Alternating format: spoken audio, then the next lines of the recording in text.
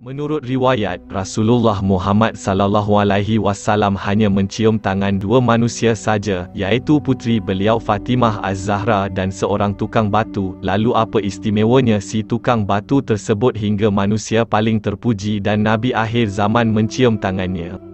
Riwayat Fatimah Az-Zahra, sebagai ibu rumah tangga yang hidup dalam serba kekurangan, Fatimah juga melalui pelbagai kepayahan dan keletihan dalam melakukan kerja harian dan menguruskan anak-anak. Bayangkanlah, tanpa teknologi pada zaman dahulu, sudah tentu kerja-kerja menggiling gandum dan membuat roti tidak semudah hari ini.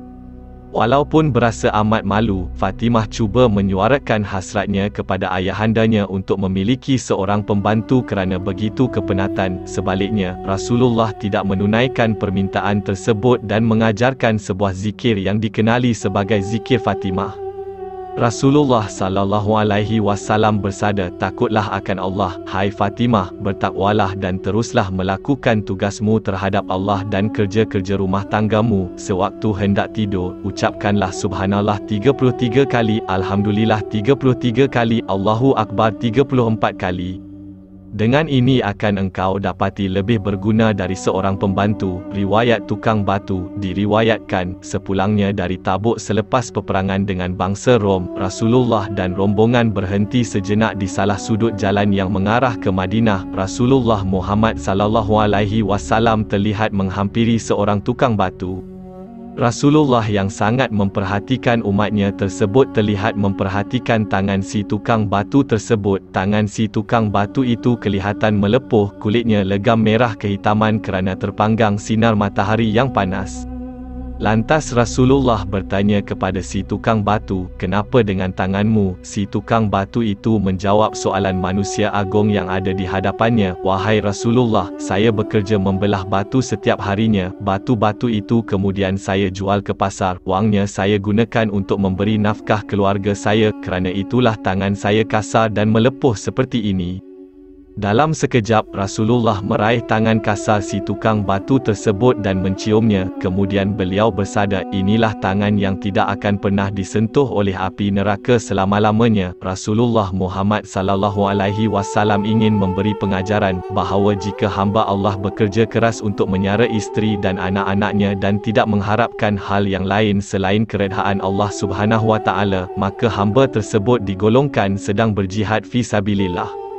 Rasulullah sangat prihatin dengan para pemalas, mereka yang pasif dan malas menjemput rezeki dari Tuhannya, sesungguhnya tidak menyedari bahawa mereka telah kehilangan sebahagian dari harga dirinya, yang lebih jauh menyebabkan kehidupannya menjadi mundur. Berikut beberapa ayat dan hadits mengenai keutamaan bekerja.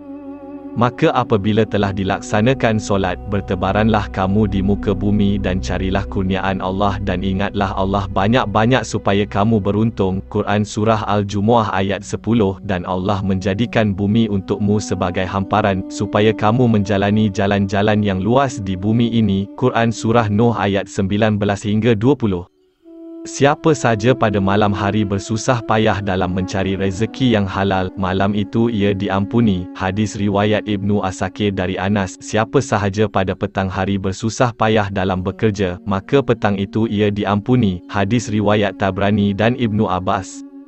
Tidak ada yang lebih baik bagi seseorang yang makan sesuatu makanan selain makanan dari hasil usahanya, dan sesungguhnya Nabi Allah Daud selalu makan dan hasil usahanya. Hadis riwayat Bukhari, sesungguhnya di antara dosa-dosa itu ada yang tidak dapat terhapus dengan puasa dan syalat. Maka para sahabat pun bertanya, "Apakah yang dapat menghapusnya, wahai Rasulullah?" Beliau menjawab, "Bersusah payah dalam mencari nafkah." Hadis riwayat Bukhari.